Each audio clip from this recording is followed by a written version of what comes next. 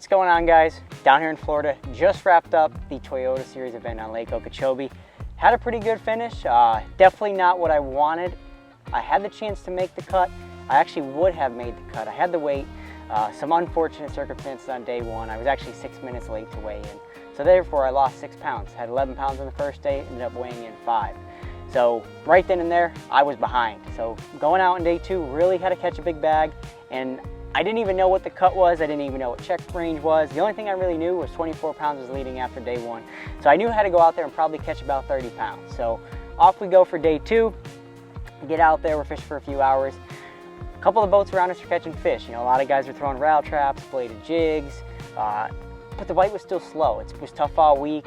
A lot of females wanted to come up and spawn, but I think a lot of the big problem that we had was a lot of the males that did come up before those females got caught in the first day of the tournament. Made it a little bit tougher, made it a little bit harder for those males to get locked onto some of the bedding areas. But as day two was going on, I started to put it together. Like I said, started off slow, watch fish get caught. And for me, I was catching fish in practice on a bladed jig. I was catching them on a rattle trap, actually the Spro Wamiku shad. It actually was my first time really catching them consistently on that. Usually I'm throwing the Uruku shad. So that was an awesome bite for me. I just couldn't make that work in the tournament. But on day two, changed things up, switched some gears, and I started to really get the bites. And I'm gonna tell you guys how I did that. So first and foremost, had to really slow down. That was the biggest key. And I happened to notice the fish started getting on bed. So I was using my Humminbird Mega 360, using my Apex units. They're super clear.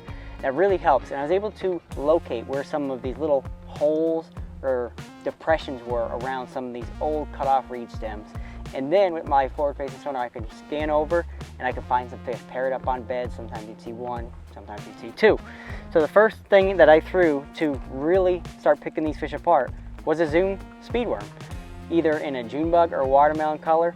And the first two fish that I came across, I pitched to it. The big one swam right away. The male stayed in the bed, ended up catching it on the speedworm, put it in the box. It was about 1.5 pounds.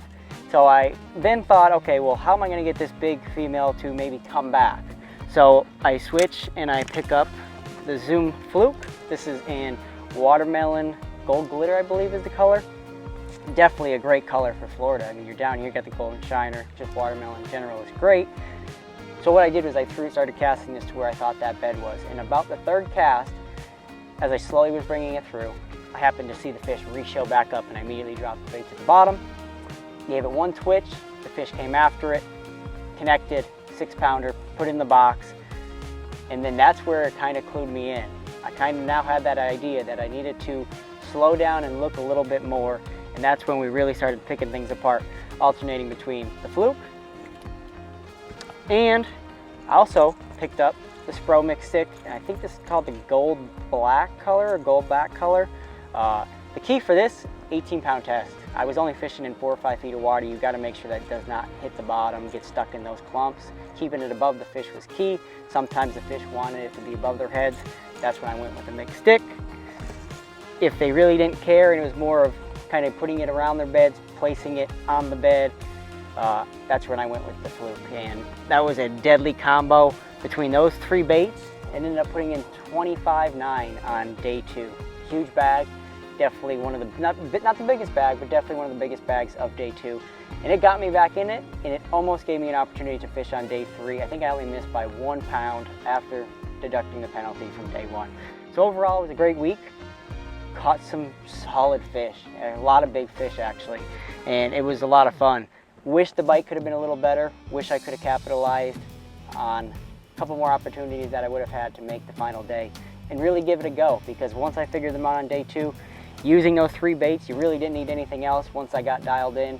And I really think I could have went out there on day 3 and had the chance to do the same bag, if not even better. Like, those fish were coming, I could see them swimming all over. It really was getting to that perfect time when those big females wanted to lock up on beds with the males. But anyways, that's how I got a 28th place finish this past week on Lake Okeechobee, using some great baits from some great companies, Zoom, Spro, and then, like I said, the most important part, especially going into these baits, was sunline. You have to make sure you have the right line when you're in Florida.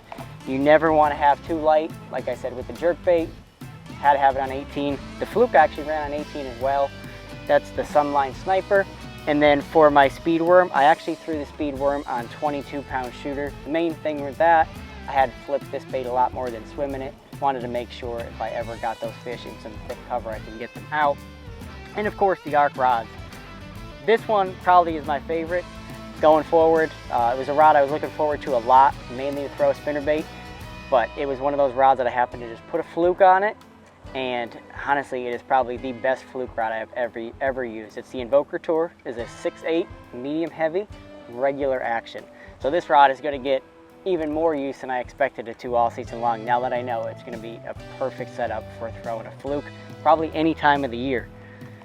And then also, like I did mention, caught a lot of big fish in practice on the Spro Wamegu shad.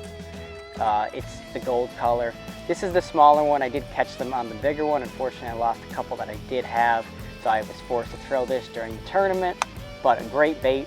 Sounds really good. It's not quite as loud as an Uruku shad. It's more of a deep knocking sound. I think that was key, I really do. I noticed I got a lot more bites than the Uruku shad in practice, so that's what I stuck with. I do always throw the traps on braided line. That's 50-pound FX2 Sunline braid. Especially when you're fishing around some of those thick cutoff reed clumps, you want to make sure you rip it out of them really good. That's also on the Arc Invoker Tour, but this is the 7'3" mag medium heavy. That's my workhorse rod. You can use that for so many different applications. It just happened to get it done with a trap. And that's about it. That's everything I used. That's basically how I caught every single bass that I weighed in 2 days this past week on Lake Okeechobee.